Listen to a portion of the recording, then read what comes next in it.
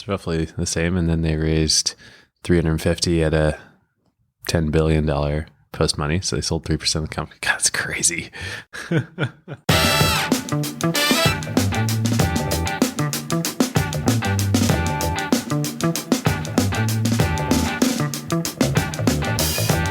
Welcome to episode 2, season 5 of Acquired, the podcast about technology acquisitions and IPOs. I'm Ben Gilbert. I'm David Rosenthal. And we are your hosts. We are coming at you 24 hours after the trading began for the initial public offering of Dropbox. David, what do you think? It was a big day here in San Francisco yesterday. Is the window open? Are we about to see a whole bunch of these? Are we about to see the stampede of unicorns?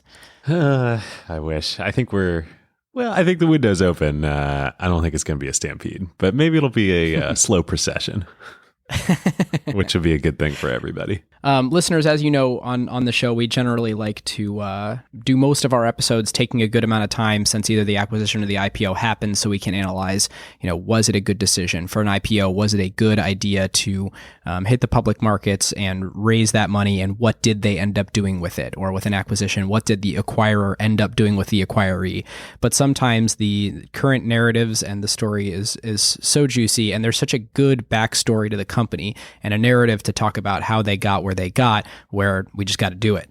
And so we are, we're here in real time after Dropbox IPO'd and did one day of very successful trading to talk about Dropbox, the company.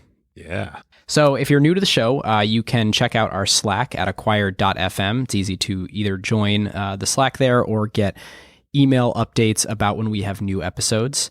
And if you have listened to the show and you're thinking, hey, I like this, how can I help these guys out? Would love to contribute to the show in some way. We've got a great answer for you.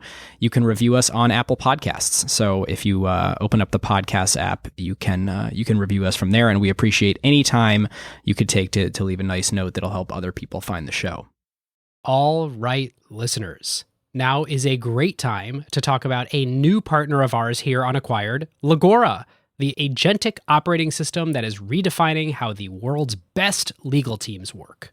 Yep. It's sort of obvious that AI is going to completely change the legal industry. I bet most of you listening have dropped a contract into some sort of AI chatbot out there. Legora took that insight and asked the question, what if you really built something with that power from the ground up for the legal industry? So the founders did exactly what great founders do, operate with obsessive customer focus. They embedded inside a massive law firm for months. They sat with the lawyers just watching how the work really gets done. And that's how you get features that customers love, like tabular review, where you drop in a folder of hundreds of contracts and it pulls every key term into a grid a lawyer can actually work with. Legora's bet here is interesting. Since it lets each lawyer handle more complexity, any given person can increase the quality of their work and do higher value work. And this means that the pie can grow even as each individual task takes less time. And they recently launched Legora Agent, offering greater intelligence and performance. The agent lets lawyers set an objective. Then it can handle the planning and the execution and delivery of the final product. Legal teams get to maintain full control and transparency since they're still involved where judgment is required. And Legora works where you already work. You can use it within Microsoft Word while redlining or drafting. The early Legora numbers essentially speak for themselves. When they have a head-to-head pilot with their top competitor, they win 70% of the time. Legora now has over 100,000 lawyers on the platform from 1,200 legal teams in 50 countries. And crazily, they went from 1 million to 100 million in ARR in about 18 months.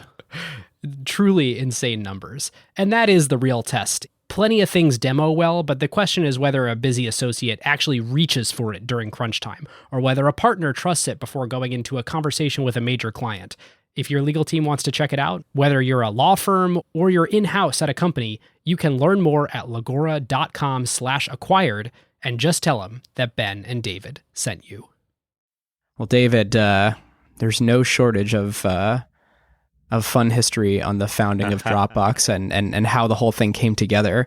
You ready to dig in? I am for sure ready to dig in. It's funny, I was thinking leading up to this, we recorded our last episode on SoftBank and Fortress and the Vision Fund exactly a week ago, right? Or was it Sunday? Was it less than a week ago?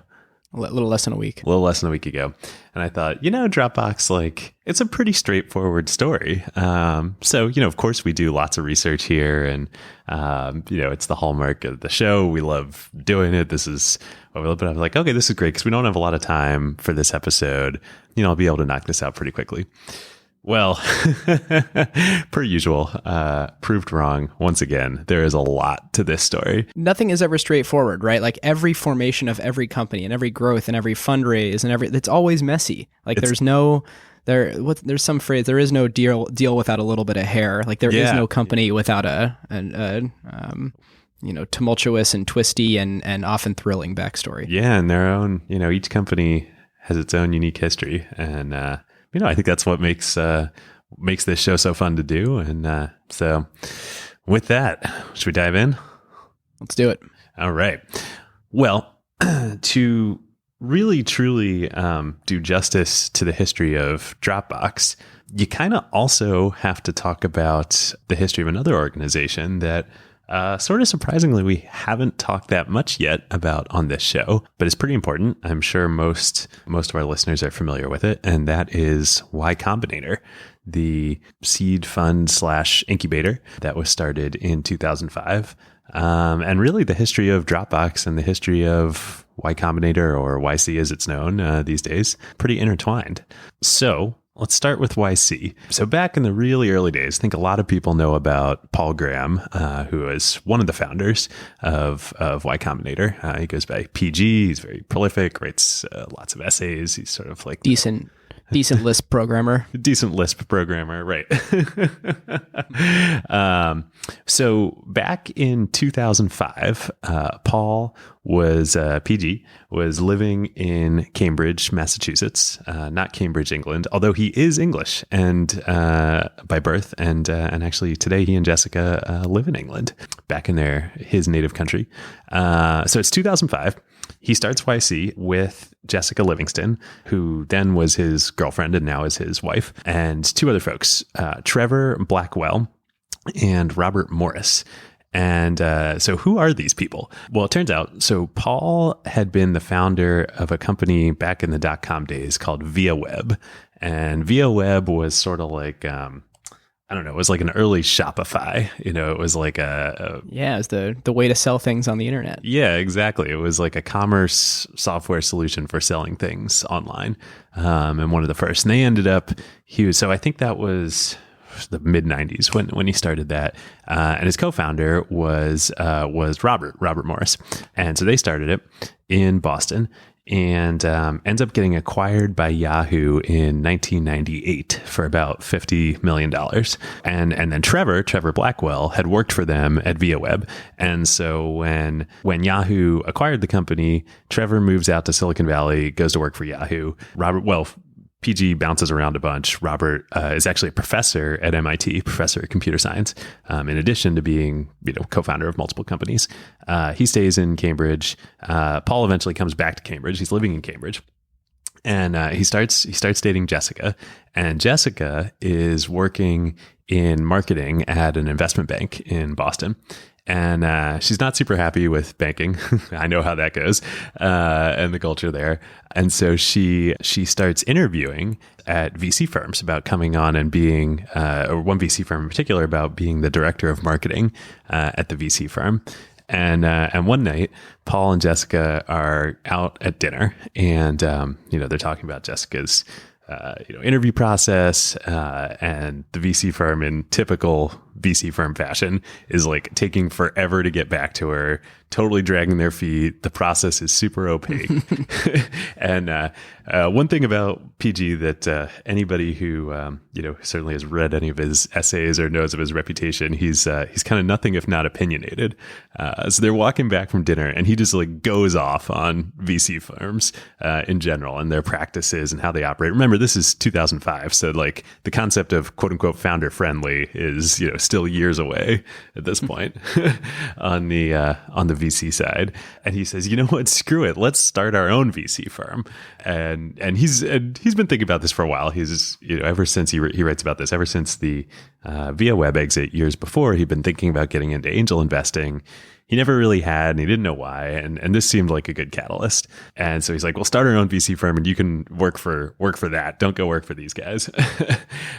So the next day he calls up Robert, who's still a professor at MIT, and Trevor. And I believe Trevor, I don't know if he was back in Boston at this point or if he was still out in Silicon Valley, and says, hey, Jessica and I have this idea. We want to do this. And concurrently with this, he had just given a talk at Harvard. So Paul has his PhD in computer science from Harvard. He'd gone back to Harvard and he'd given a talk at the Harvard Computer Society entitled How to Start a Startup. And he had talked to all these undergrads about his experience, his journey starting a company and what it's like. And this is, Facebook's like a year old, I think, at this point.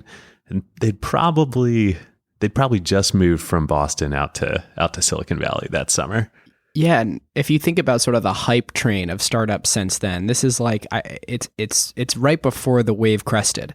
Like Facebook is taking off, but the American dream sort of the high school college student is not drop out and start a startup yet, despite the fact that there have been some sort of, well, I guess there's still scars from the .com bust, and it doesn't yet feel like you are likely to be successful if you drop out and start a startup. Yeah, so it's still Google, a thing that you're sort of convincing people to do with you as if you're a total nut job if you're doing this. Totally. And I was in college right at this time, like as this was all happening, down at Princeton in New Jersey instead of up in Harvard. Maybe my life would have been different if I'd been up in Cambridge. But yeah, even Google had just gone public and everybody was like, Google, it's some crazy startup. Eric Schmidt was a Princeton alum who was CEO. So it was like known, but it was like, it wasn't something people went and did. Even people in CS departments, they all wanted to go work in finance.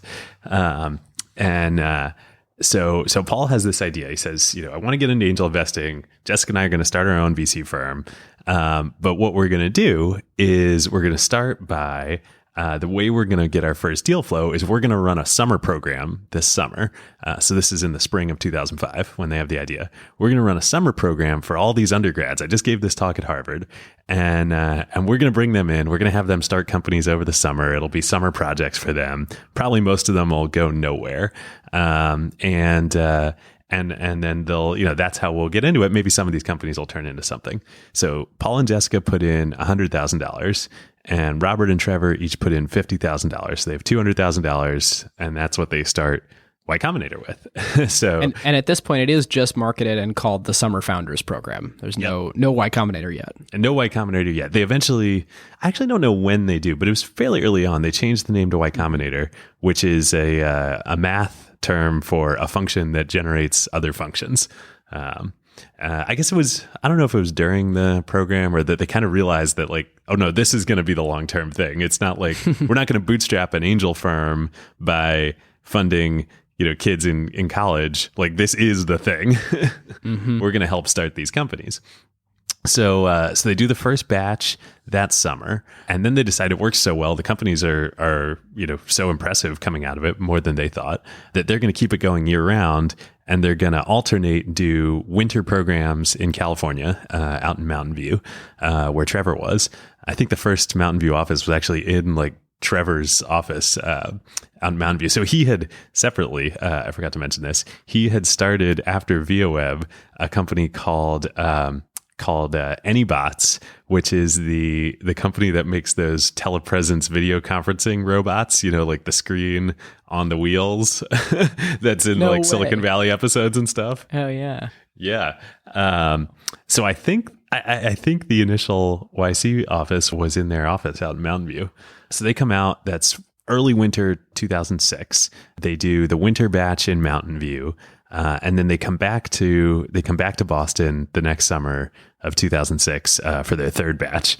And a company, a fateful company, applies to them from MIT in that third batch in the summer of 2006. And it was an engineer from MIT who left school early to come start this company. But it was not Drew Housden. We're getting to that in a minute. It was Adam. One year later. 1 year later, yes. It was Adam Smith. And he had an idea for a company that we've actually talked about in the past on this show to sort of like brings social elements and personal information to email inboxes, starting with Outlook. And he started a company called Zobni, which is inbox backwards, and applies to YC with it, ends up getting in. And then immediately after the program, he moves out to San Francisco, raises a bunch of money, and they're kind of like the new hot startup. And so what does all this have to do with Dropbox? So it turns out that Adam was in the same fraternity and actually the little brother of Drew Houston at MIT. And so Drew is back at MIT. He sees all this and he's like, man, my little brother in my fraternity just raised $5 million out in California. I got to get in on this. I need to start a company. He's super inspired. He sees Adam's kind of path through YC, says he has to do it too. Well, it turns out that Drew had a company on the side at MIT called Accolade, which was doing SAT tutoring. And so he applies to Y Combinator, I believe it was that winter, with this SAT prep company. And, I didn't realize he had applied he applied once before Dropbox. He had applied before Dropbox with Accolade, which actually is a pretty good name for a company. Yeah, it is. Just turns out it was not a good business. So he applies, and Paul and Jessica are like, oh, this guy seems like, this kid seems pretty talented, but like it's an SAT prep company. We're not gonna fund this. So they reject him. But Drew is undaunted. He knows he wants to start a startup. He wants to pursue the dream that he saw his little fraternity brother go through, and probably Mark Zuckerberg too. Who'd now moved out to Palo Alto and started Facebook out and moved Facebook from Boston out to California. He continues with Accolade. He's still working on it. And then this is where now the canonical founding story of Dropbox comes into play. So one day, while he's at MIT working on Accolade on the side, Drew decides he's going to go take a weekend trip down to New York, and he gets on the Chinatown bus. The Chinatown bus, I don't think it exists anymore, but it was super cool. I used to take this, living in the East Coast back in New York. It was this bus, this like super sketchy bus that you would pay for in Chinatown in New York, and then it'd go like to Philadelphia or to Boston. Drew gets on it in Boston. He's intending to do a bunch of work on Accolade on the bus. He opens up his laptop and he realizes he's forgotten his thumb drive. So all of his files that he was going to work on for Accolade aren't with him on the bus. Literally not on the bus. And so as legend has it, he's so frustrated. He says, you know what, I'm going to fix this. I'm an engineer at MIT. He starts coding a solution for file sync on the bus. And that was how Dropbox was born.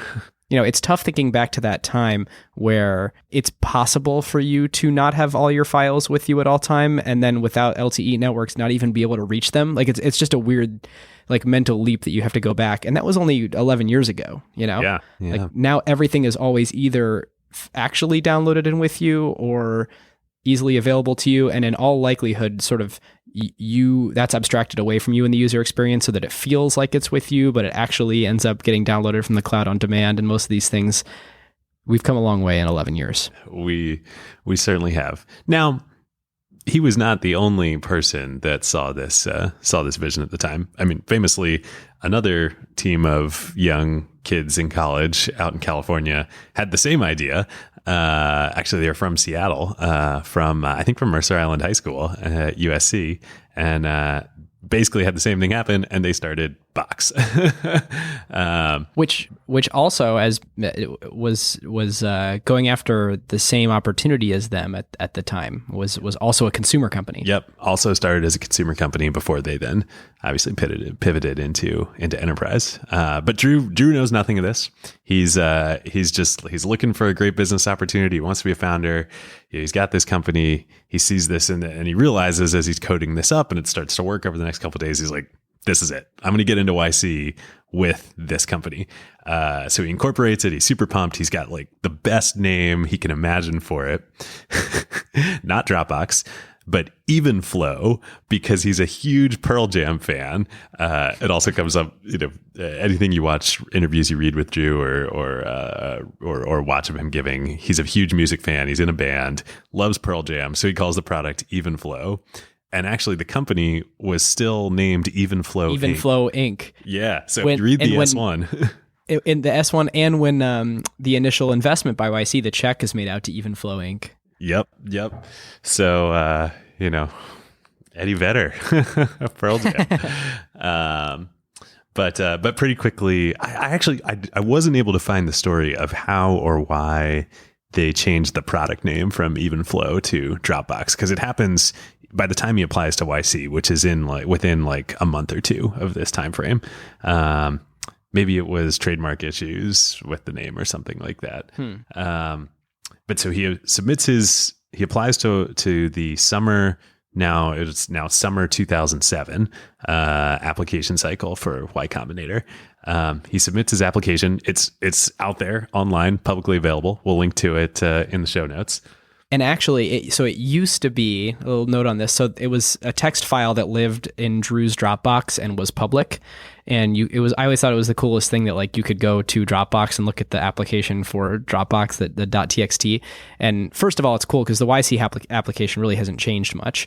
But unfortunately, it's no longer available there. Drew must have moved some files around in his Dropbox getting ready for the IPO or something. But it is available in a Business Insider article that we will link to. And it remains, I read this, I think I end up reading it probably every other year or so, but it is absolutely the canonical example of how to clearly articulate the problem you're going after, how you know that you are solving it, why you feel your solution is the best. Like if you ever want to benchmark one of your ideas, and particularly the clarity you have around the opportunity in front of you against one of the best, you got to check out the Dropbox YC application. Very, very worth reading. It's like the initial startup phase or seed funding, version of an S1. And it's really, really worth reading. It's great. But there's just let me take a quick aside. So at this point, so early on in the YC process, Drew posts the Dropbox to Hacker News and says, "Hey, here's my YC." No, this comes a little bit later. All right, I'll hold. Okay, it's coming up, but it'll be fun. You'll have a lot to say. So he applies with the text file, and I think he mentions in the text file that he's going to do a video. So Paul emails him back, and he's like, "Hey, this looks pretty good, but it's just you. You kind of need a co-founder. But there's a problem, which is like the deadline. They're going to make their decisions, and the batch is going to start in like 2 weeks at this point." So Drew is undeterred. He starts scrambling. He's like, "All right, I need a co-founder. I need somebody. I'm at MIT. I should be able to find somebody." He emails. I don't know if he emails or calls or talks to Kyle Vogt, who then would end up being in the same batch as them as Dropbox that summer with Justin TV, which of course would become Twitch. Is like mind blowing thinking about the fact that they're in the same batch. Totally mind blowing. Trying to help each other find co-founders. So Kyle was also at MIT, and then Kyle would then long after Justin TV and Twitch, he would go on to found Cruise, Cruise Automation, which was self-driving car technology that got acquired by GM for $1 billion a couple years ago. So it's really quite the mafia here. So Drew and Kyle were in the MIT Entrepreneurs Club together. Drew's just talking to anybody, trying to find like good leads on a co-founder. And Kyle says, "Hey, I'm busy. I got my own thing I'm working on, obviously. But I know this guy who lives on my floor in my dorm who's a pretty good coder. And his name's Arash. And why don't you guys get together?" So Drew's like, "Sure, done." They get together the next day in the student center. Apparently they jam for a couple hours, as legend has it. By the end of this couple hour meeting, they have decided, this is, by the way, not how not the best way to find a co-founder. They've decided to work together. They've decided to drop out of school. They've decided that they're going to go for it. David, so when you're chatting with entrepreneurs and you say like, "Oh, how do you guys know each other?" You look for like, "We worked together for 5 years at this previous company," or "We've been best friends since high school," or like, "We know each other. We finish each other's sentences." And I just like laughing, thinking about like, my friend told me about this guy and I met him for 2 hours. And like, Arash is the CTO today, like at IPO. Amazing. I mean, basically like, when you ask the question about how do you know each other when you're talking to co-founders, the one answer you don't want is we don't. And that was their answer. But hey, YC takes a chance on them. So they accept their application. They start. And sometime, I don't know if it was after they started in YC or before, they decide that they're going to make a video, kind of an explainer video of how Dropbox works. And at this point, mostly Drew, maybe Arash worked on it a little bit, have gotten a kind of an MVP prototype up and running. And we'll link to this video in the show notes too. We'll try to link to it. But it's pretty amazing when you watch this. Well, it's funny for two reasons, but one, it's basically Dropbox today. Like within weeks, everything that Dropbox is today and still like the core of the product is there. All the little images on the file, the check marks, and then the syncing, the circular arrows when it's syncing and all that, all the low level operating system hooks. It's all done. I mean, basically very little has changed. But David, it sounds like a feature to me. Yeah, how could this be big? So they make this video, and then they really also, this is the other core of the product on the distribution and marketing business side. They decide that they're going to throw in some like allusions to popular culture memes in the video. So like a bunch of the files that they're syncing are like, they've got some Tom Cruise images, they've got Steve Ballmer with his tongue out, like all this stuff.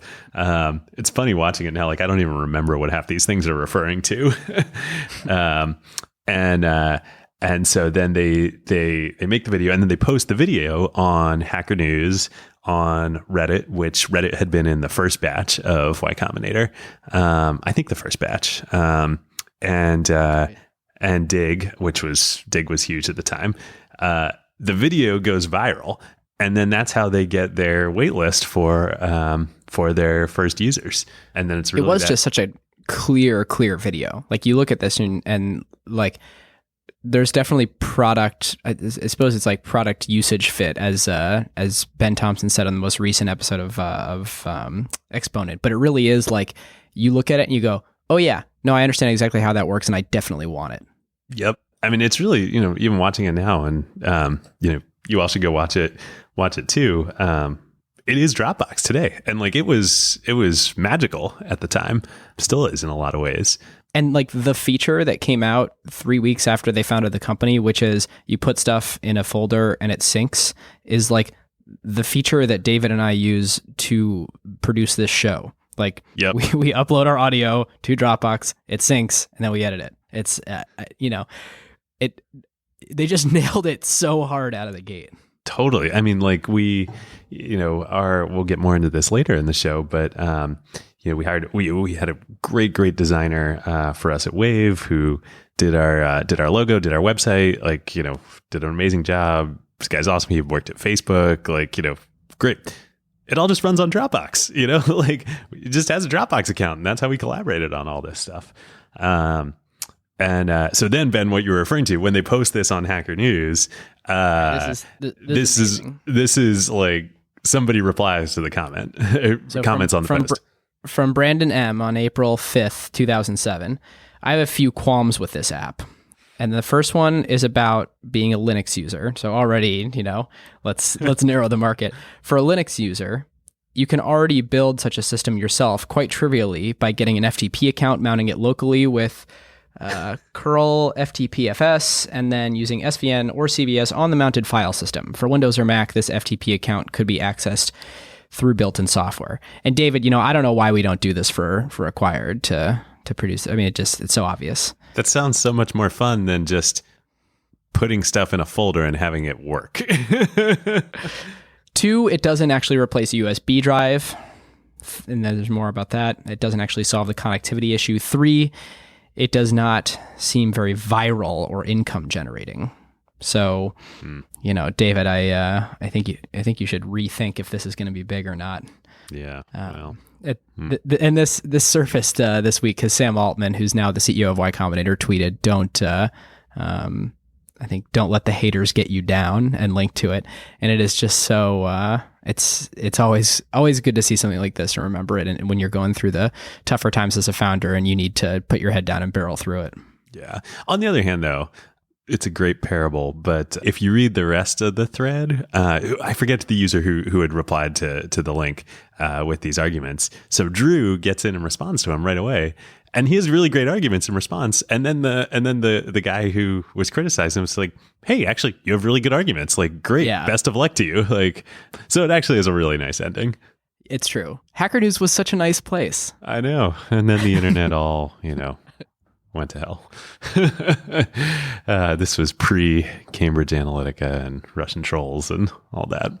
It is actually kind of interesting to look at these objections with the lens on the company today. Like the concept, it doesn't seem very income generating. It's kind of not.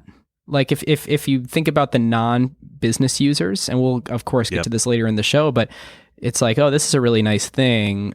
People will consumers pay for this? So there's another parable in there that's your earliest objections are often the demons that stay with you your entire time as a company, even through tremendous success. Yep, totally. Well, and at the time too, we mentioned this earlier, but there are like 1,000 other companies out there trying to do the same thing. There's Mozy, there's Carbonite, there's SugarSync. There's what Hightail company. I forget the company that maybe it was SugarSync that became Hightail. That anyway, there's Box, of course, which was Box.net at the time. But then also there's the looming specter of Google. Sure feels like this is something the platforms should provide. I don't know. Yeah, right. You would think so.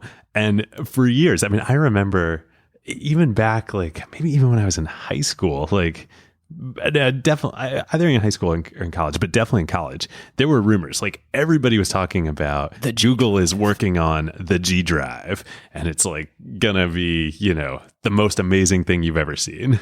Oh, we were in PM meetings deciding on feature set and the way that we were going to communicate with the cloud for Office for iPad, and that kept coming up. And it's like, well, we can't build for something we don't know if it's going to exist or not. We can't decide if it's it's competitive with SkyDrive, which then became OneDrive. Eventually Google Drive launched, and it was.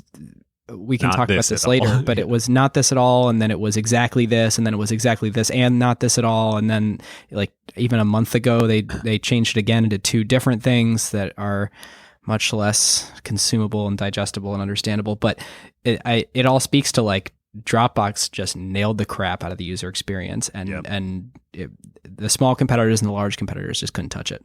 Well, even to this day, I mean, at Wave, we use Google Apps. And so we store all of our documents and files on G Drive. Google made a change to the sync client, a major change to the sync client like 2 months ago, and it completely nerfed all of our stuff. Like, and it's like Dropbox since day one, it just works, Yeah. Yeah. It's funny looking at how much didn't change. I was getting ready for the show and looking back at all the things in my Dropbox to try and it's almost actually nostalgic to look back at all the stuff in there, because like every project and company I've worked on for the last decade has in some way had its hooks into Dropbox, and for better or for worse, like it's all still there. And there's a little bit of like, I've got some complaints about the fact that like, do I need 50 root level, or I guess first level shared folders with people that I don't collaborate with anymore? Or, the whole model is very predicated on like, it's a folder that you put stuff in that syncs. And every time they try and stray away from that, they get in the danger of doing what Google did and being confusing. But it does leave you with this nice history of everything you've ever been a part of. Oh, it totally does. And it's funny. I mean, I was trying to figure out when I actually signed up for Dropbox. I couldn't. There's no way to figure out, as best as I can tell, when your account was created. But what I did find was an email from when the iOS App Store launched, and it used to be, because it was all done through iTunes, you would get receipts when you would download email receipts when you would download apps, even though they were free, like, because it was like structured as if you paid for them.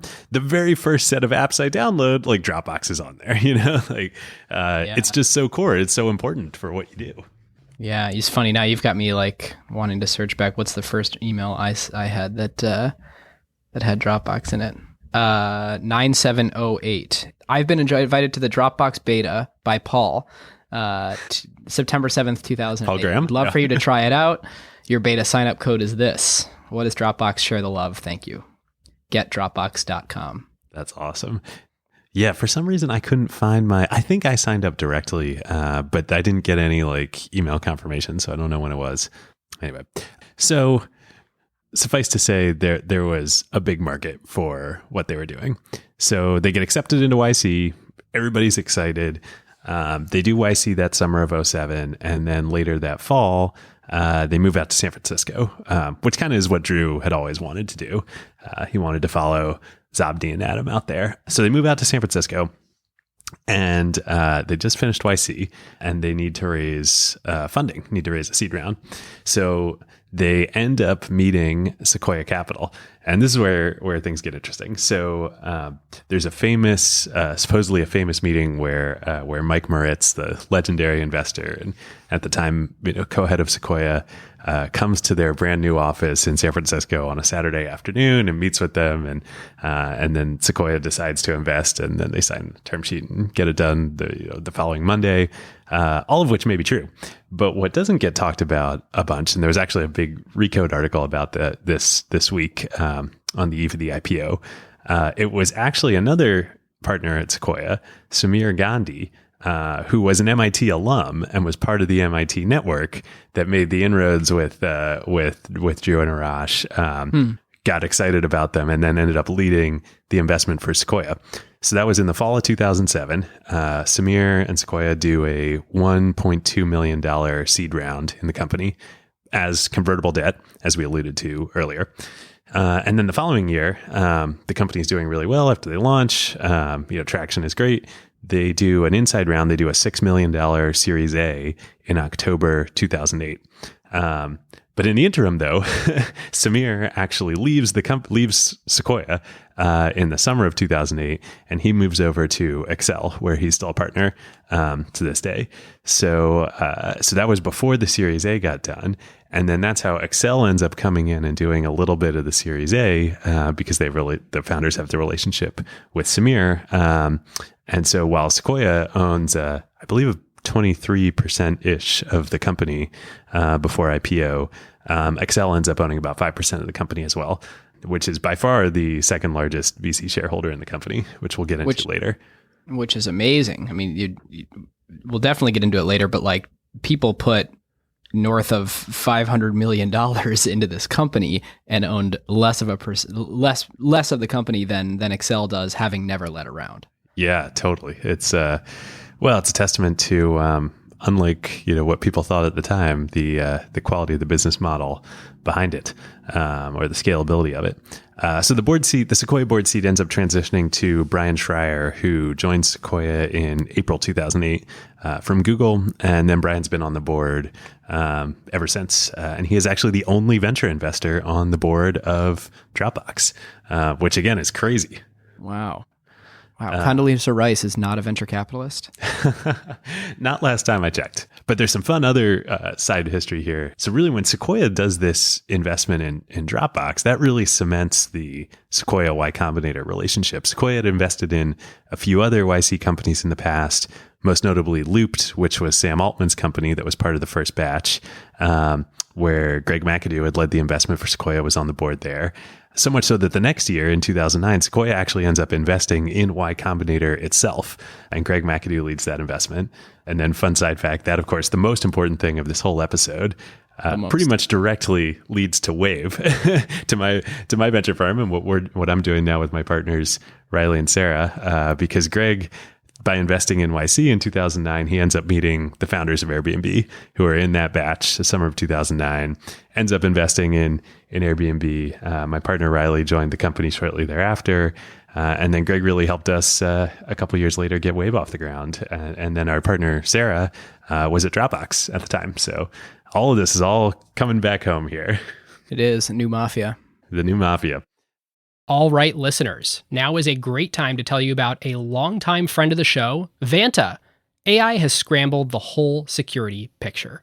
It used to be that you proved that you were secure once a year, an audit or a static PDF, then everyone would nod and you're done. But in an AI-first world, that doesn't hold up anymore. Yep, your risk surface changes every week now. A vendor turns on an AI feature or someone writes in a new model without telling IT, and your posture is different than it was last week, let alone at your last audit. Vanta's own research found that around 70% of companies have this quote-unquote shadow AI running with no security review at all. Right. And that's where Vanta comes in. They're the leading agentic trust platform, meaning they've built the thing that closes the gap. And the way that they close that gap is Vanta Agent. Think of it as a GRC engineer, that's governance, risk, and compliance, except that it's software and it doesn't sleep. It finds the issues, drafts the fixes, and cuts the time that you'd spend on vendor assessments in half. In half! Which is exactly why more than 16,000 companies today run on Vanta. Companies like Ramp, Cursor, and Snowflake all stay audit ready and catch the risks that crop up between audits across every vendor, every AI tool, the whole environment. And that's the real value. Trust has to be continuous now, which is why Vanta automates your security, your compliance, and the work to earn and prove trust.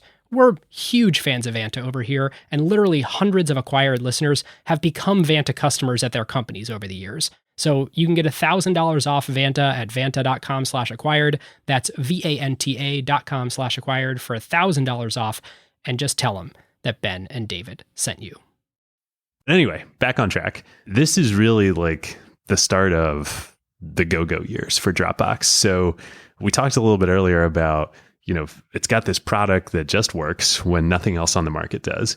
It also has this amazing viral distribution and freemium mechanics that they put in place where both you use Dropbox to collaborate like we're doing on this podcast. And so it naturally virally spreads the product, but they also put in place this kind of gamified incentive to do so that everybody that you share Dropbox with who signs up for the product, you get more free storage. This worked so hard on me. Like I was a referral maniac to get more space. And I think it was 250 meg per person who signed up for an account that you invited. Which back in the day was a lot of storage. Yeah, because I think you got 2 gig for free. I have no idea what it is now, but you 2 gig for free, and I think I was up north of like 11 gigs from inviting friends. And at some point, there was some educational multiplier where for everyone you invited, you got double or something because they knew that their growth was in students. Yeah, it was crazy, and it works so well. Most of it, still to this day, the vast majority of Dropbox users don't pay them anything, are just free users. But the small percentage who do, just the number of users are so big, they make so much money. All throughout this, Dropbox is just raking in cash. They're massively cash flow positive, even as a young startup. To give you guys a sense, today, we'll get to these numbers, but today, 500 million people have accounts. And 2.2% of them are paying. So it really is that tried and true freemium model. Yep. And even with that very small percentage, last year Dropbox made $300 million in free cash flow. That's cash flow profits, not revenue, which is incredible. So all through this, the company is super lean. It's like an engineer's dream. There are only about 20 companies, 20 employees at the company through like 2011, 2012, the first few years. They're all engineers. There's nobody, no business folks there. It's just this viral and referral dynamic that's like. That's also the nice thing about having the operating system be your user interface. I mean, shy of like a very basic web interface, they basically don't have to do any product design other than really like system design and then engineering that system. Yep. And this leads to one of, if not the probably biggest error of Steve Jobs' career, of which there weren't that many of them, where he sees this and, like many people saw this and thought, well, okay, this is like a feature. This isn't a product, let alone a company. The company had gotten so big, though, the product had gotten so big, in 2011, Steve Jobs invites Drew to come down to Cupertino to visit him. And it was really clear that Apple was very interested in acquiring the company. And this is sort of a famous meeting that happens where, they talk for a little bit and Steve, unclear how much he implied this or not. It kind of comes out later, sort of in the rough order of magnitude of about $1 billion that Apple was kind of interested in paying for to acquire Dropbox at the time. Drew says no, essentially, or implies no. And Steve kind of goes off and is like, you're a feature. You're not a product. You're not a company. Like, we're going to crush you. We're going to do, just like the mythical G Drive, we're launching iCloud. Mobile Me will destroy you. Oh, man. Incredible. Obviously, he was wrong. But apparently the rest of the meeting went really well. Drew talks about it and says, that part was over in about 20 minutes. And then the rest of the time, Drew just talked to Steve about like being a founder and all the lessons learned along the way. And supposedly he was really magnanimous. So, even when making mistakes, he's still Steve Jobs. But so after that, the company basically, Dropbox says, well, man, we just turned down $1 billion plus acquisition offer from Apple. Maybe we should raise some more money. What could we raise money at? And they go out, they basically get every venture firm out there to participate in this round. Index Ventures leads their Series B, but Benchmark is participating, Greylock's participating, IVP, Goldman Sachs. Like, this is party round of party rounds from people who usually don't do party rounds. Right, $250 million. You're really rounding up the troops to pile it up to that number. Yeah. So, I mean, most companies would be ecstatic if they could raise a Series B at a valuation of $250 million. Dropbox raises cash of $250 million at a $4 billion valuation. So they only sell like 6% of the company in this Series B. Yeah, and to give folks a sense, I mean, typically at each one of these rounds, you sell 20 to 30% of your company to the next venture investor. And so their seed round that was a 1.2 on a post money of 5, 24%. That Series A, also from Sequoia, where they raised $6 million, 24%. And then you get to this round, which it was from 2008 to 2011, so that there was a decent gap in there where they didn't raise money, only 6%. I mean, if you think about the dilution that the founders are typically taking, 20 to 30% each time, just didn't happen. Yep. It's really... and the early venture firms. I mean, obviously they were very lucky to be blessed with a business model that just printed cash. But this is like a clinic in, if you're a founder or an early investor, you're aligned with this. Like, if you can raise fewer rounds and take less dilution in each of them. Fast forward today when the company went public, Drew still owns 25% of the company. That's incredible. Yeah. Yeah, I mean, it helps that the next round that they raised was only a 4% dilution, and they raised even more money. Yeah, so the next round, a couple of years later, they raised $350 million at a $10 billion valuation. This is in 2014, led by BlackRock, but Morgan Stanley comes in, T. Rowe Price, Salesforce comes into it. Crazy. But then... Also worth noting, just the few number of rounds. I mean, they IPO'd after their Series C. Yeah. Absolutely. I mean, we talked about this in the Stitch Fix episode. Stitch Fix obviously didn't raise the valuations that Dropbox did, but if you can raise fewer rounds and take less dilution, it works out better for everybody. And it's funny, like thinking, let's rewind 10, 15 years, like, of course, it's not out of the ordinary to IPO after a Series C, but in the world that we're at, where we've gotten so far that you have a SoftBank Vision Fund that has $100 billion in it to deploy, like, companies tend not to IPO after their Series C. Yeah. Well, it's a different world these days. But then there is this kind of, we talked about it a little bit on the SoftBank episode. There's this sort of law of gravity with fundraising for startups that if you raise the money, you're going to spend the money. Yeah, the lean, mean years of Dropbox are over. They come to an end as this is happening. And that turns out to be not so great for Dropbox. So they have all of this money, these grand ambitions. They said no to Steve Jobs. Everybody thinks Dropbox is going to be the next like Google or Facebook or what have you. And in fact, a lot of people were coming from Facebook to Dropbox at this time. So let's tee this up, amazing product, check. Perfect market fit or perfect usage fit, check. Viral distribution, check. Viral distribution, check. Tons of cash in the bank, check. Cohesive, brilliant business strategy, ? Well, check. But then uncheck, unfortunately. I know. We should go into photo sharing. And we should be highly acquisitive and go into email clients. And we should definitely email clients. We're going to go into the enterprise, but not really. But now we're going to go into the enterprise. We're going to go into the enterprise this way, and specifically this type of enterprise. Also, we think that we're going to monetize our consumers better. Back to the enterprise. Yep. Well, and my favorite of all this, so what we're referring to is basically the years like kind of 2013-ish to 2016 are kind of like the lost years for Dropbox. They hire a ton of people. They do a ton of stuff. They build all this stuff. They go into all these markets. Like none of it makes any sense. None of it works.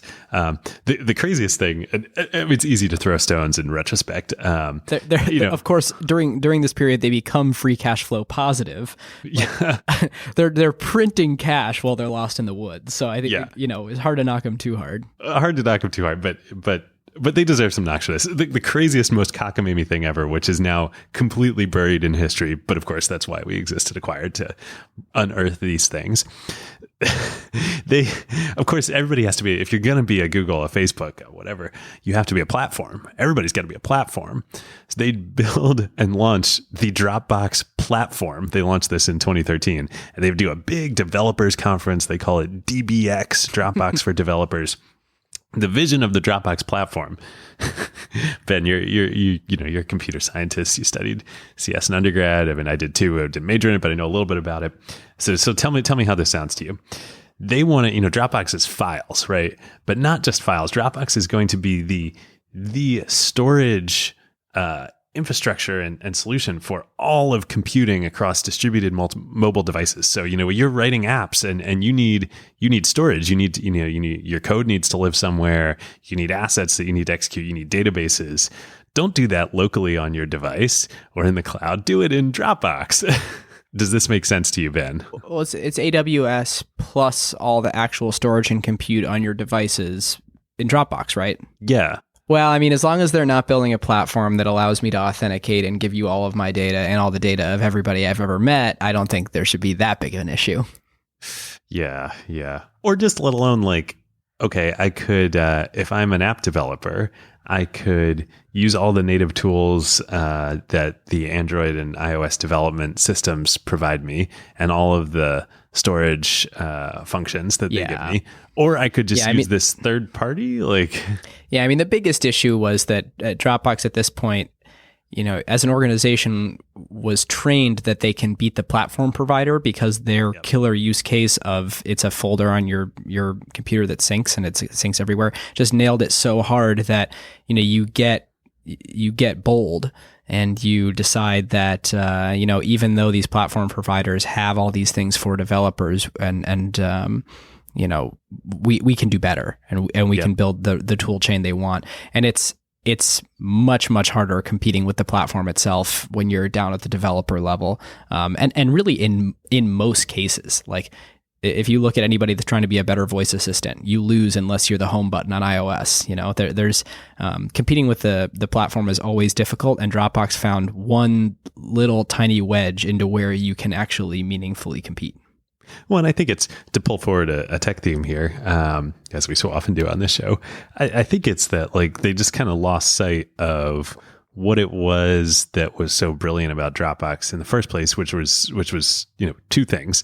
One, they solved a real problem that a lot of people had, and two, they made it just work. And all this stuff that they were doing during 2013 to 2016. A, it's unclear if they were even solving real problems, attacking real problems. But B, it didn't just work. I could use the native, stuff within iOS and Android, or I could use this kludgier Dropbox thing. That's orthogonal to what.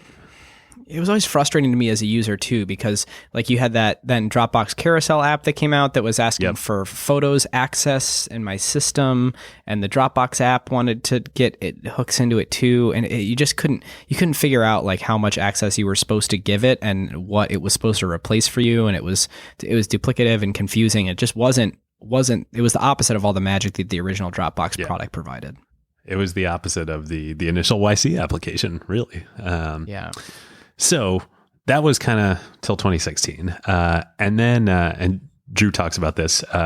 Supposedly he read this great book that I've never read, but was because I think it's out of print. I've been trying to find it, but was talked about a lot in business school.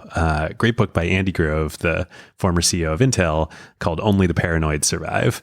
And in this book, Andy talks about when Intel got out of the memory business and into the CPU business, and basically completely shifted the company. It's like the most bold business decision of all time. Totally. That would be a great episode someday. We'll have to find a way to do an acquired episode on that. Yeah. But the point of that Andy makes in this book is that when companies, they're sort of like, Ben Horowitz paraphrases it as like wartime and peacetime, that like in peacetime, which Dropbox was in during all of this, like they could go do lots of things and try lots of things and invest a lot of money and stuff. But now, like, the company's kind of going sideways. They're stuck at this massive valuation. People are starting to question what's going on. They're bleeding talent. Now it's wartime. And in wartime, you can't do lots of things. You got to do one thing, and it's got to be the right thing, and you got to do it better than anyone. So overnight, and I think a lot of this was helped by Dropbox hired a guy named Dennis Woodside from Google, and Dennis is the COO at Dropbox now.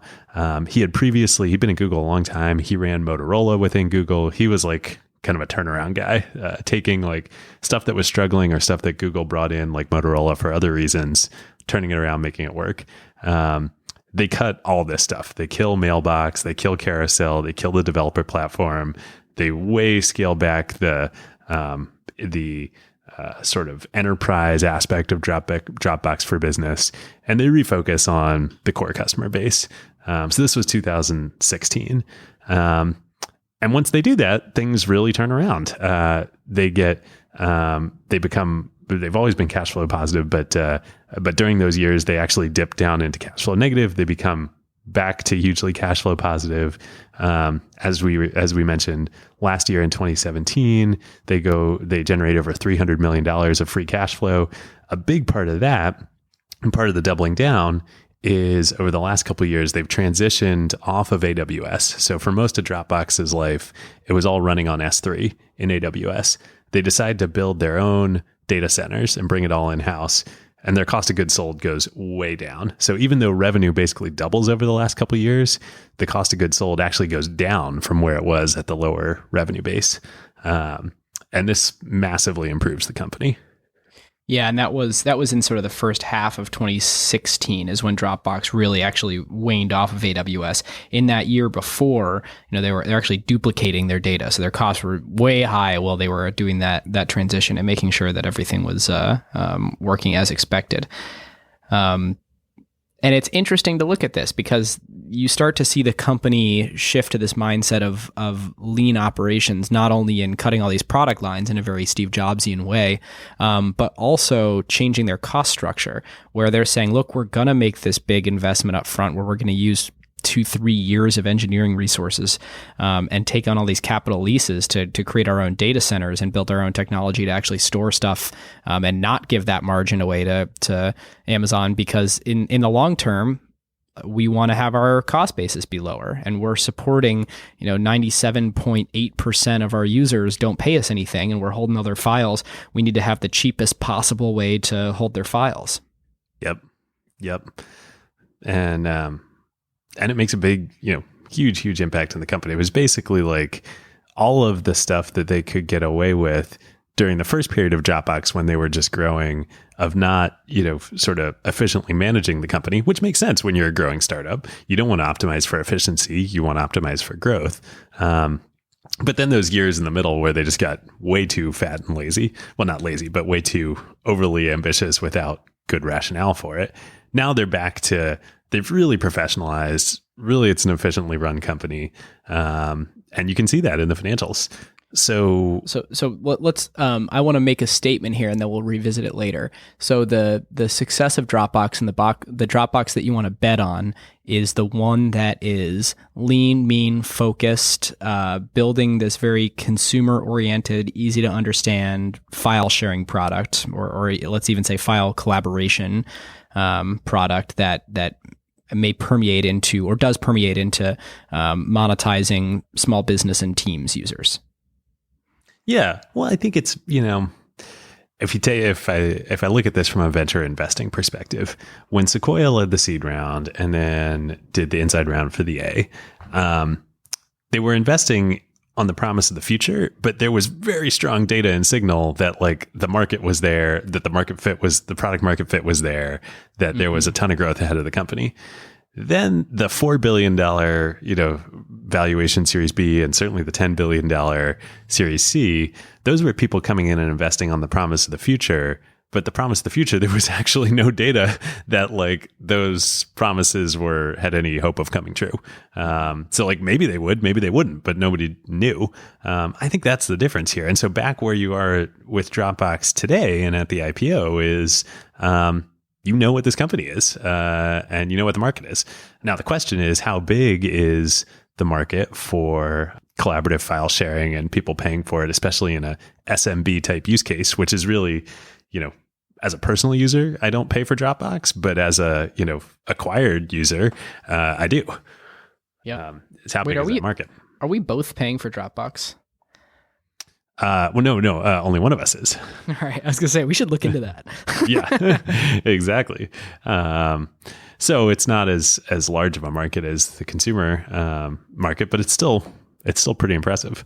So anyway, February 2018. And to capture that, the way that Dropbox reports this in their S1, and I know I'm fast forwarding ahead a little bit, but I want to make this point, is that they say of our 11 million paying users, and that's out of their 500 million, approximately 30% use Dropbox for work on a Dropbox business team plan, and we estimate that an additional 50% use Dropbox for work on an individual plan, which is what we do, collectively totaling about 80% of our users. So 80% of that 2.2%. So 80% of people who pay are using it for business purposes.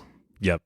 And so even though the growth of the company and the use case and the vast majority of their users looks like individuals, the place where they make 80% of their revenue is people using it for work. And I think this was, to be fair to Dropbox, I think there was a little bit of a head fake that the market did to them where, say, let's assume 30%, using Dropbox for business is relatively constant. Like you could identify that those are enterprises. The other 50% that they estimate are SMBs using Dropbox. There's no way really to tell that they're businesses. Like you can't tell that we're businesses. Like you signed up for Dropbox with your Gmail account, not with the acquired account, right? Yep. And that is a thing too, that everyone who's used Dropbox personally for a long time and then enters an organization, like you know that there's this weird tension between you kind of have your one Dropbox, and are you going to invite that personal Dropbox to the organization, or are you going to try and create a new Dropbox and have multiple Dropboxes syncing, and now with selectives, like that's where it actually gets a little bit hairy. And so the best Dropbox, like the Dropbox in their absolute best shining light, is the Dropbox where I'm just using my personal Dropbox and I'm sharing stuff out of that with other people, and not where I'm officially raising my hand and saying I'm a business. Yep. Well, there are a lot fewer businesses that are going to do that there, and there are a lot more, acquireds out there. Yep. So, as we were alluding to with all this, finally, February 2018, the company files to go public. They set the initial pricing range for the IPO at $16 to $18 a share, which equates to a valuation much lower than the $10 billion valuation that they did in their last private round in 2014. Banana. There's a lot of hand wringing. We're going to get into narratives in a sec here. Then they raised the range to $18 to $20 a share before they priced. They ultimately priced at $21 a share, which is equivalent to, and this was Thursday night, equivalent to an $8.1 billion market cap, still below 10. And I should say it's important to note that 8.1 is their non-diluted market cap. So that did not include options that were issued but not granted for future employees. And if you roll that in and you have a fully diluted market cap, it was 9.2 billion. Right. Good point. Which is common in startup when you're funding startups, that the ungranted option pool is counted as part of the company. Less clear when it comes to public companies. So important to remember. Then when they finally finish trading yesterday on their first day of trading, they end at $28.48 a share, which no matter how you count it is above the $10 billion watermark. So, and that's a pop. Yeah, major pop. It's about 40% on the first day of trading. Yep. So every single shareholder who bought in at a private company valuation made money. Indeed. Maybe not a lot of money, but but Sequoia Capital made a lot of money. Yeah. So it's actually, it's going to be one of my sort of investment themes later, investment/tech themes, but do you want to dig into that before we get into narratives? No, I mean, we can get into narratives later. I actually haven't done the calculation, but Sequoia owns about 23%-ish of the company, and they finished trading at roughly a $12 billion valuation. So what Sequoia make, about a $2.5 billion on the IPO? Yep. That sounds about right. Not bad. Not bad in a day's work or a decade's work in that case. No. And when you look at the dilution per round, it's 24% for the first two, 6%, then 4%. So really, I mean, the way that they raised money, if you had gotten in early, you made a ridiculous amount of money. If you got in later, you just didn't own that much of the company, even if you paid a ton for it. Yep. And if you look at YC and assume that a news story came out that Y Combinator sold about half of their shares in the Series B when Index led. They typically take 7% as part of the accelerator program, would have gotten diluted down to 4%. So their value of their shares would have been about $150 million at that point, and would have been able to clear about $75 million for quote YC's operations by selling as a part of that round. Yeah, that's when they sold at the Series B. Interesting. And but today, at the market cap that the company closed at yesterday, even YC's remaining stake is what, about $500 million? Let's see. So in the Series C, their remaining stake would have been about $170 million. So maybe about 200. Oh, okay. So probably about the same, maybe a little more. Yeah. But I think this is probably the first of many YC IPOs that we'll see where they will take home about that much cash over and over and over again over the next several years. Yeah. Well, and that's to pull another theme forward, and then we'll jump into narratives real quick. It takes a long time. And this is actually a core, Sequoia ethos that, the lemons ripen quickly in venture, but the apples take a long time to bear fruit. But when they do, they bear a lot of fruit. All right, listeners. Now is a great time to thank our longtime friend of the show, ServiceNow. If you are running a large enterprise, AI agents are likely spread across every team, and deploying them is no longer the hard part. Yeah. The hard part is knowing what permissions they have, what employees are using them for, or what decisions AI is making. AI security for an enterprise at scale is not a small concern. Like, the risks are real. Exactly. And the challenge with AI is governing it, securing it, measuring it, and making sure that it actually delivers value. That is why ServiceNow built the AI Control Tower. Yep. AI Control Tower gives enterprises a single place to see, manage, govern, and optimize AI across the entire business. And it works with any AI, not just theirs.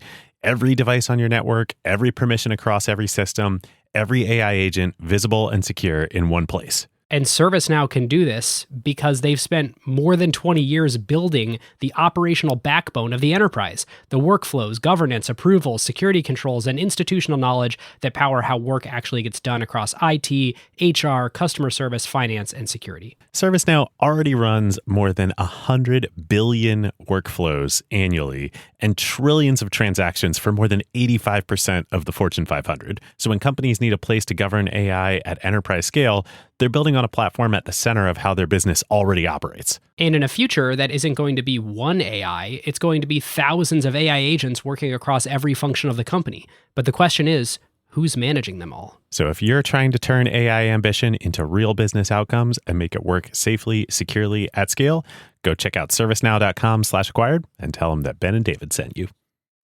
Narratives. I think we've kind of covered this basically. Yeah. But what I want to do is, I think when we've had the most fun with the narrative section, it's been when we were able to tease out what is the company saying and what are the skeptics saying. Yep. And so I've got a few here. So Dropbox went from, it's a folder that you put stuff in that syncs, to looking at the first page of their S1 now with these crazy graphics and completely new brand as of just a few months ago, is unleash the world's creative energy by designing a more enlightened way of working. Which, here's where my bias is about to come out. That scares the crap out of me. Like, the company made an amazing product by a folder that you put stuff in that syncs, and like generated a ton of cash on that. And this is where I start to get out on my ledge a little bit and starting to feel like, are we in a 2014, 2015 situation again? Now, I'd argue the other side, because what are we doing on Dropbox right now with Acquired? We are, being creative. Is it enlightened? I mean, like, maybe I'm just getting caught up a little bit in the semantics, but anyway, so this is the company's positioning. They say our market opportunity has grown as we've expanded from keeping files in sync to keeping teams in sync. Today, Dropbox is well positioned to reimagine the way that work gets done. We're focused on reducing the inordinate amount of time and energy the world wastes on work about work. Tedious tasks like searching for content, switching between applications, and managing workflows. So what their big positioning here is that our market opportunity is not just syncing files, it's this reimagining of the way work gets done, which is, again, and I'll play the skeptic here, similar to 2013, 2014, a bet that you're making, I think, with very little data. I mean, the bet here is on Dropbox Paper and a lot of the collaboration features and a lot of the, it's asking you to dream with them a little bit, which I'm very familiar with and operating in the seed stage, but it continues to strike me the amount that, public company investors at big banks are also asked to dream with someone at the time of IPO. Yeah. I mean, feels a little snappy to me. I think they're going to, I don't think it's going to happen to them. I don't think it's going to happen to them financially, but like the high flying mission statements that are starting to happen here are a little much. Well, I think the question is, by reimagine it, whatever flowery language they used, do they mean you need to make a big bet on us because of Paper, which I don't even know what Dropbox Paper does. I'm very likely to ever even try it, let alone use it. Caveat, I don't know what it is, but I've actually heard really amazing things. Well, okay, fair enough. But I'm not like looking desperate for a solution to whatever it is. So do they mean that, or do they mean by reimagining how the world works, a magic folder that you put stuff in and it syncs? If they mean that, and I think if you look at the financials, that's what they mean. I mean, that's what people pay Dropbox for, who pay them. Mm-hmm. Like that's pretty great. And like they made $1 billion in revenue last year on that. Yep. That's very true. And so they, this is apparently a thing now. The content collaboration platforms has a magic quadrant with Gartner, and Dropbox has been in it as a leader for the last 2 years. And so part of what they're selling in the prospectus here is, we will continue to be a leader in this emerging category. The category itself is growing. The opportunity is to expand from syncing files being this collaboration platform. So think Dropbox Paper. They specifically call out a bunch of features: search, preview, smart sync, version history, and showcase. So there's all these sort of, and this is where I think it's a lot smarter than the way that they were trying to expand before. It's focused. Like all of these things are sort of no-brainer ways to make the existing workflows better rather than betting on completely new workflows, except for Dropbox Paper. Yeah. So wait, what is Dropbox Paper? It's and I'm going to mess this up because I've looked at it like very briefly, but heard great things. It's effectively Google Docs compete, but with a subjectively more intuitive way of laying it out, of putting in the features and where all the controls are. It's tightly coupled with Dropbox instead of being outside of their ecosystem. Better collaboration features lets you sort of, and it's amazing to say better collaboration features than Google Docs because that's been their thing forever. But that is the promise. Interesting. I don't know. I'd love to be proven wrong, but I'm skeptical. Like to me, that sounds like Dropbox Carousel and Photos. Like Carousel may well have been a better product, but like Google and Apple own the phones and devices, and so that's where the photos should live.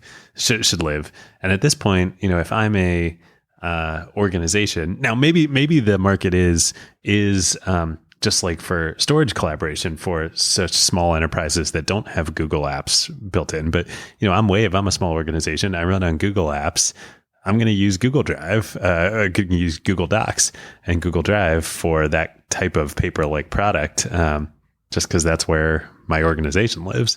So here, I just opened up the Dropbox paper landing page, and I was hoping to see some maybe like features or like illustrations of here's the killer features that are better than the word processing that you're used to. And it just says, bring ideas to life. Dropbox paper is a new type of doc where teams can bring ideas to life in a single place. There's a video, and then it says there's testimonials. So there's companies that have used it, and then a sign up button. See how paper can make your ideas better and brighter. So they're very much not positioning as like, they're not selling on features here.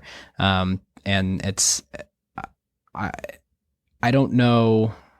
I'm very curious what the strategy is to convert people to using this who are already Dropbox customers over what they're already using. Yeah.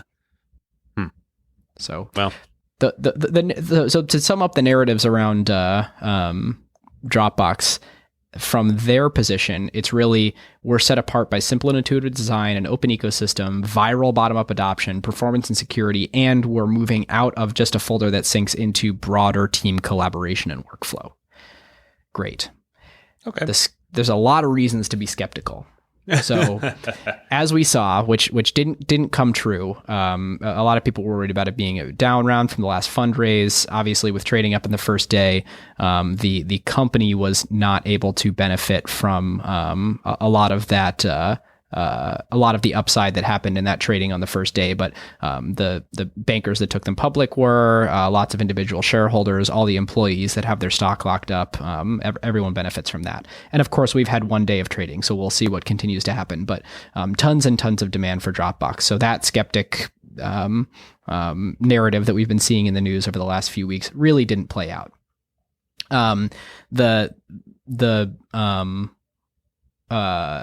other things that people have pointed out is that they're, as David and I said, they're quite erratic. If you look at the last 10 years of headlines, every 6 months there's a new way to push into business, and they sort of continue to have trouble exactly figuring out how do they go to bigger businesses. And maybe the market is just SMBs, and that's actually a huge market and will continue to grow, but that is a major concern.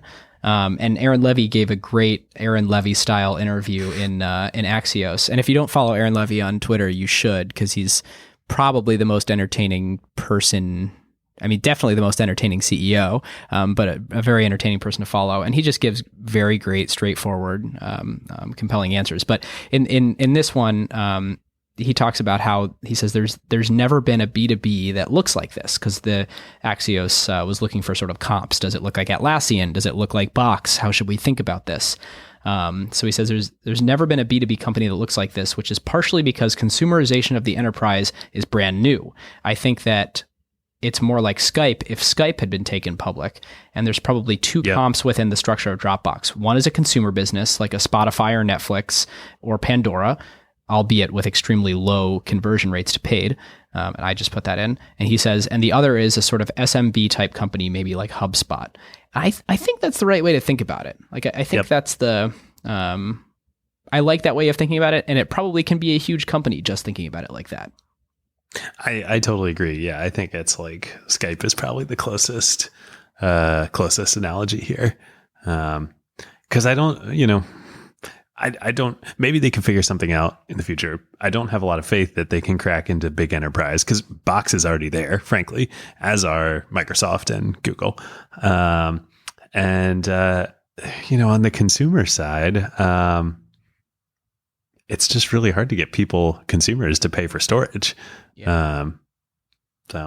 But on the other hand, like I just keep coming back to, there are a lot of, organizations that look like Acquired out there for which Dropbox is a magical solution. It's true. There's three other sort of,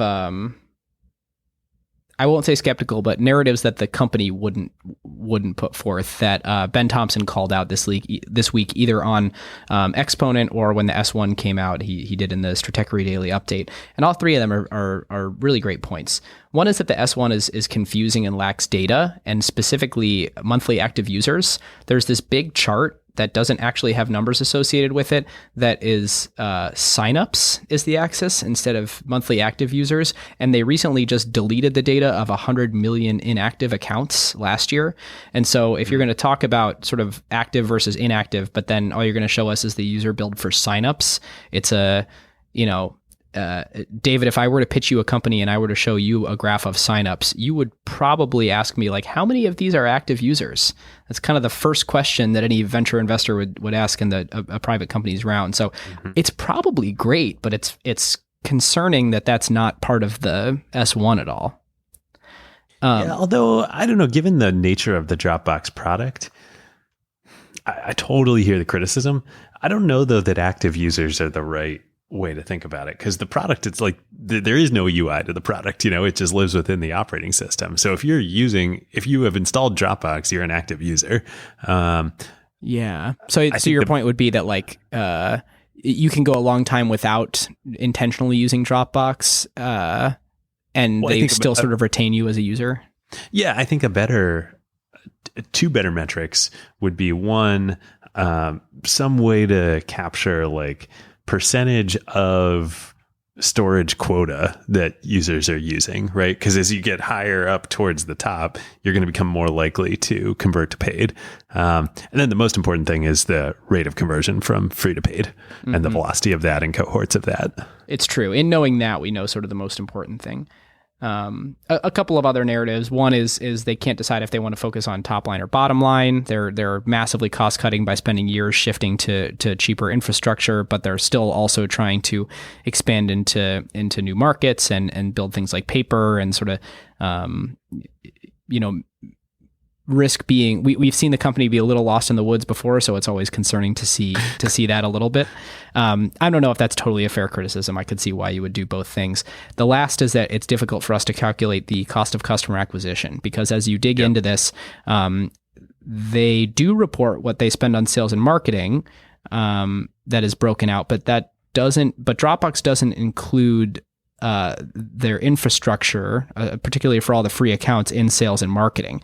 I think that's in cost of revenue. So it's difficult to understand sort of when we think about acquiring a customer for Dropbox, acquiring a paid user, like how much money does Dropbox have to spend on them as a free user for years, storing gigabytes of their files before there's an upsell opportunity. So it's difficult if you really wanted to model it as like a pure cost of customer acquisition, lifetime value equation. I feel like if I were a Series D investor that could go ask the company a bunch of detailed information and look at analytics, I would want to dig into that more. And as a public company investor who only has access to the S1, it makes me a little uncomfortable. Yep, I agree. So that said, none of those narratives make this a bad company, and they traded great on the first day, and they were massively oversubscribed and got to bump up the price a few times before they hit the street. Everyone made money. They're continuing to have great free cash flow, and they're on a really great path toward profitability, like not just free cash flow, but like complete and total profitability. In 2015, they lost $330 million. In 2016, they lost $210 million. Last year, they lost 111 million, and like they're well on track this year, maybe next year, to cross that finish line and become a true profitable company. So net income positive. Yeah. Yep. I think it's been a while since we saw an IPO go out like this that was a big name tech one that was so close to being profitable and would look more like a traditional business. Yep. And I think really, the last few years, as we talked about, they have really executed very well on this. The crowning achievement being, the building of their own data centers and moving off of AWS. Yep. Well, should we quickly spin through what would have happened otherwise? Yeah, let's do it. And I guess what that is in this case is they didn't need to go public. They certainly don't need the cash. They're generating cash. They could have stayed private forever. They didn't need to raise more money. I think in this case, the cash they had on their balance sheet when they IPO'd. I don't know. I'll see if I can find it in the S1 while you're. Well, you look while I pontificate. But I think in this case, they had to go public because even though they were very efficient with their fundraising, both investors and then also, but even more so, employees need liquidity. You can't, and there are going to be so many other of these companies, whether it's Airbnb or Uber or Lyft or, what have you over the next year or two. You have to go public because your investors, can't, returns on paper, aren't going to help them, after a certain point, raise their next funds. But even more so, especially in San Francisco and the Bay Area, you can't pay your rent with, illiquid Dropbox shares. Right. And so many employees at this point, they need liquidity. So I think they had to, if not now, all of these companies are going to have to in the next 1 to 2 to maybe 3 years. Yeah, so they here it is. They had $430 million in cash and cash equivalents on their balance sheet at the end of 2017. So they probably could have gotten to net income positive, full profitability, just based on the amount of cash they had left in the bank to kind of turn that corner and start shooting up. So I think the main reason to IPO here really is for liquidity. Yeah, totally. Plus, should we do themes? Yeah, but here's we just did SoftBank. Like, what if they just go raise? They only raised $750 million in their IPO. Like, if you're SoftBank, would you consider making a bet that Dropbox will be a $40 billion company, many years from now? Given their track record? Yeah, and it's actually worth floating $1 billion their way to give them a few more years and then take them public. Yeah, well, I'm going to save my thoughts on this for grading. All right, sounds good. So tech themes? Tech themes, let's do it. All right. Well, one of my tech themes is definitely, we saw this bring your own device thing that the iPhone started, and then Dropbox is really the first example, and maybe Skype, but let's call it Dropbox, of bring your own software as a service. So whatever you're using at home, that's your really phenomenal software user experience, you're going to do that in the workplace too. And their sales model really reflects that, where the vast majority, I think 90% of revenue, is generated from self-service channels. So people who purchase a subscription through the website or app instead of dealing with a salesperson, like a traditional enterprise software. And so you see this work in Slack, Atlassian, lots of other companies that sort of did the same thing. But Dropbox is certainly a pioneer of the model. Yep, indeed. And it really is a new category of company that's been created over the last 10 to 15 years. Like you say, broadly consumerization of IT, bring your own device enabled, but really it's enterprise companies and SMB companies serving B2B who don't sell to CIOs, who are adopted by the users and then purchased via credit cards. I think we have covered all of my tech themes throughout this very long episode. Thank you, listeners, for bearing with us. But they were, this idea of round skipping when you're raising venture, like that is how you win. Whether you're a founder or whether you're, an early investor, the way you don't get diluted down to de minimis ownership is by not raising, by being able to, when you raise money, minimize dilution and minimize the number of times you raise money. We talked about building on AWS and at first that enables quick, going to market through that, but then eventually, if you get to a certain scale, you need to move off of it. That's been, we didn't talk as much on this episode, but lots of people have talked about that. But I think the thing that my main theme for this episode that I, just want to highlight again, is I think, the two stories the intertwined stories we told of Y Combinator and Dropbox, I think the moral here is, sort of what each of them have as their mantras, which is, Y Combinator is solve a real problem. That's what they say to the advice that they make something people want. Make something people want. Exactly. Make something people want is how they phrase it. But when you're starting a company, when you're building a product, you have to solve a real problem, make something people want. And then on the Dropbox side, their moral of the story is make it just work. Make something people want, but it has to just work. Like, it has to be productized. You can't be mucking around in the, in the registry settings for, or in, Linux. David, if I move this syncing DLL files over here, then totally, that is not going to be a mass market product. And I think when you pair those two things is like, make something people want, solving a real problem, and then make it just work. Like, that's when the magic happens.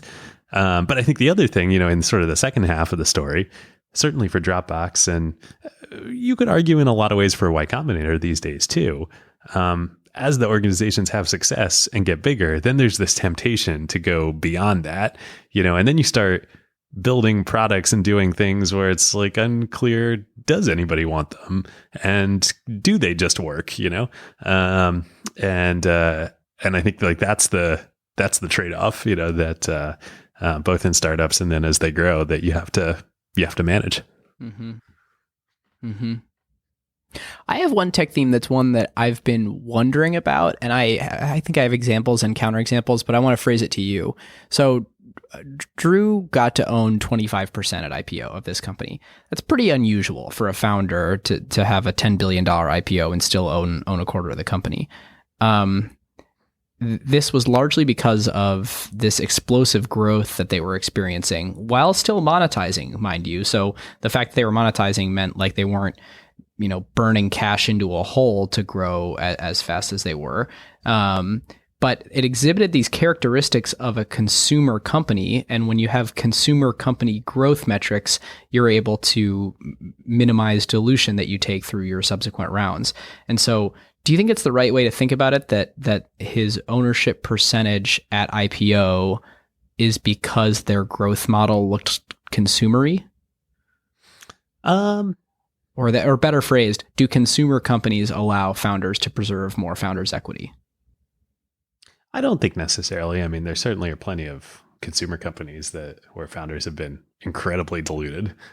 I think it's more, though, that Dropbox and Atlassian, even more so in the episode we did on them, is the cash flow dynamics of the business. Mm-hmm. Like Atlassian is the extreme of this. They never raised $1 of primary capital. They could fund all of the growth of the company just from cash flow from operations. Dropbox very well could have done the same thing if they wanted. And when you have that as your BATNA, it puts you in a very, very advantageous position for fundraising. Yeah. Yeah, that's a great point. You want to grade? Let's do it. I think we've talked about the good, the bad, the ugly of Dropbox in this episode. The good and the magic of the company is the product market fit of the core product. And, Ben Thompson wrote about this in his updates and talked about it with James on Exponent when they talked about the IPO. And yet the frustrating thing about the company is like they haven't been able to expand beyond that. And, Ben and James were very frustrated by that. But I ultimately think, having survived that and being where they are now, this is actually a really attractive company. And the decision to IPO now, yes, if they hadn't gone off and walked in the woods for a couple of years, they could have done this a couple of years ago. But ultimately, the question in front of us, as you were saying in narratives, is like, what's the future? I think this market is both bigger than people think it is of these small businesses, but even more importantly, I think the rate of creation of new organizations that are going to be in the Dropbox customer sweet spot over the next decade is going to massively accelerate. It's the same thesis for why Square has a big opportunity. There are lots and lots of people that are going to be starting small businesses, going to be being entrepreneurs of various types, or like Acquired, doing this as a side project. And Dropbox is the perfect one of the suite of tools that they're going to need to run their businesses. So, I think, look, is this an Instagram? Is this on the M&A side, or I forget what our highest graded IPOs are. No, certainly not. But I'm going to give this a B plus. In that, even with all the execution challenges over the last few years, like the opportunity set ahead of Dropbox, because of I think this growth in the market, is going to be attractive. Yeah, it's funny. In thinking about this, I realize there's sort of a little bit, not a flaw, but sort of I don't love the way that we do IPO grading as much as acquisition grading, because the way that we say we evaluate this was how good of a decision was it for the company to take the cash in this way to do something with it? And the question is that compared, and the way we do this is we compare it on an absolute basis, because we always go, well, the future growth ahead of it wasn't as big as Instagram. And like, what we probably should do is look at the company like Dropbox, amazing job, super successful company, great at so many things, created a $10 billion market cap that's publicly traded, real liquid shares. If we compare it on a relative basis to what were their options, like this is totally an A plus. This was great. Like they went out, they are now publicly traded. They got all their stuff in order to have this sort of reporting and public company governance. They issued a good number of shares, so lots of people are incentivized for the success of the company, but it's still less than 10% of the company's shares are actually publicly traded based on what they raised.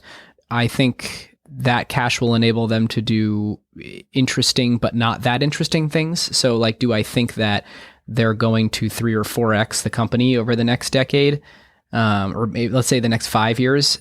I think it's kind of unlikely. Like, do we think that they're going to get into the ranks of a $50 billion company, a $100 billion company? Probably not. Like, I think this was the best thing that they could do. They're a great company, but they're never going to be a huge company, and I don't know that our grading should penalize them for that. So I think the A+ job on doing what they should have done when they should have done it. Relative to what Amazon did with their capital by IPOing, like D. That it's hard to see. It's hard to penalize them for that, though. Yeah. Well, yeah. The Amazon comparison is interesting, right? Or SoftBank, right? Like, your company was something, and then you were successfully able to make it much, much more than that. That takes truly, truly visionary founders. And Dropbox tried to do that and failed once. And who knows if they'll be successful in the future. But the IPO was probably a really great thing for them. Even if they won't be a multi-$100 billion market cap company. And of course, the counter argument for that is they'll be profitable next year. Revenue has almost doubled from 2015 to 2017. So like they're still growing at a ridiculous clip. So then if you're doubling as a near public company every 2 years, the question does become where's your ceiling? Yep. Well, and that was the argument that I was making in grading, which is I think the ceiling just for Dropbox as it is today is going to keep still pretty high. Yeah. High and going to keep rising. All right. Well, I'll go with B+ then too. This was fun.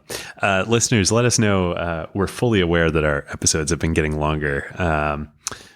It's because we've just loved doing all the work diving into these companies. And it's probably also why we're releasing episodes a little less frequently.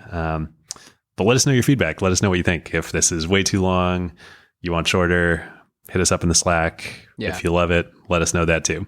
Yep. Carve Outs? Let's do it. I'll go first. Mine, real quick, is a good friend, my college roommate, sent this to me the other day. A YouTube channel called Lazy Game Reviews, or LGR.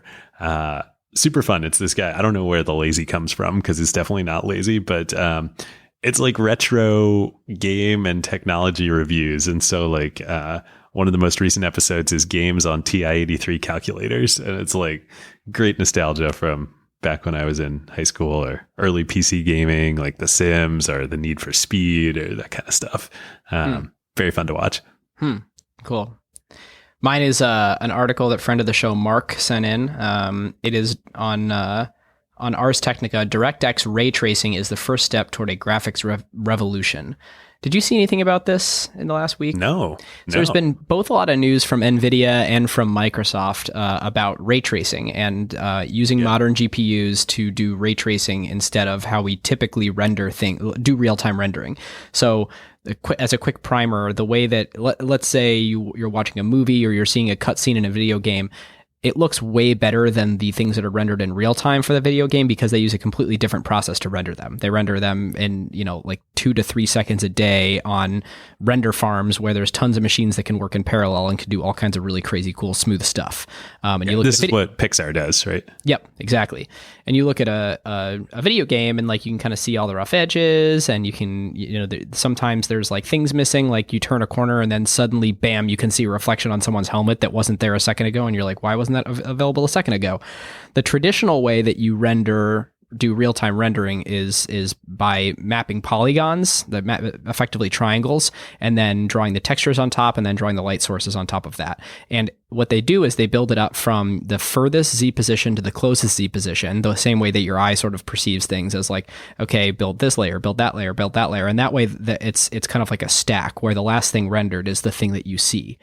And so obviously this gets expensive if you're using very tiny triangles or if you're taking advantage of or if you're showing the light that would sort of be occurring everywhere instead of just in the place where you're looking. So it does miss out on some reflections. It misses out on the ability to do things in a very fine-grained way. And if you are in graphics programming, I'm certainly messing this up, so I apologize. But ray tracing solves a lot of these problems, and it is like a total leap forward, but it's extremely computationally expensive. So you can't typically do it in real time. Well, this new DirectX API and a lot of the new hardware, a lot of the new advances in GPUs are starting to allow real-time ray tracing, so we can start to move toward movie-quality graphics in real-time environments. So I'm very excited to see where the future of that will take us. Well, especially for VR and AR. That's going to be huge. Oh, yeah. So again, my apologize to people who study and work on this and actually know it, but from reading a couple of articles, think it sounds very cool. Yeah, that sounds awesome. All right, listeners, now is a great time to talk about one of our favorite companies, StatSig. Yes, longtime acquired partner. There is a reason why the best product teams at companies like OpenAI and Notion, Atlassian, Figma, Rippling, Brex, and more rely on StatSig, whether they are iterating on their core product features or shipping AI-powered experiences at scale. Yep. In the crazy speed of today's AI world, shipping fast is just table stakes now. It's basically trivial to build and deploy your app constantly. The real advantage is how quickly you learn what changes actually created value for customers and how fast you can use that signal to guide what you ship next. Whether it's a feature tweak, a pricing change, a performance improvement, or an AI update like a model change or prompt adjustment, they're not relying on instinct. They're measuring what actually moved engagement, retention, and ultimately revenue. And as more teams build with AI, that learning loop becomes even more important. Building with LLMs introduces non-determinism into your product experience. The same input doesn't always produce the same output, and behavior can shift in subtle ways in real-world use. So doing offline evals will give you part of the picture, but you can really only understand the impact once your product is live with real users, and then you can measure how their behavior actually changes. It's very different than the way that you would ship features in a pre-AI world where you knew exactly what the software was going to do in production. Yeah, exactly. So this is where StatSig comes in. It brings experimentation, feature flags, and product analytics into one unified system so teams can ship safely, test rigorously, and directly link what they changed to how users actually behaved. The result is a tighter feedback loop and learning that compounds over time, so you don't just ship more, you ship better. So if you want to make learning your competitive advantage, whether you're building new AI experiences or just evolving your existing core product, go to statsig.com/acquired to get started. All right, well, listeners, that is all we've got. If you aren't subscribed and you want to hear more, you can subscribe from your favorite podcast client. And if you feel so inclined, we would love a review on Apple Podcasts. Have a great day.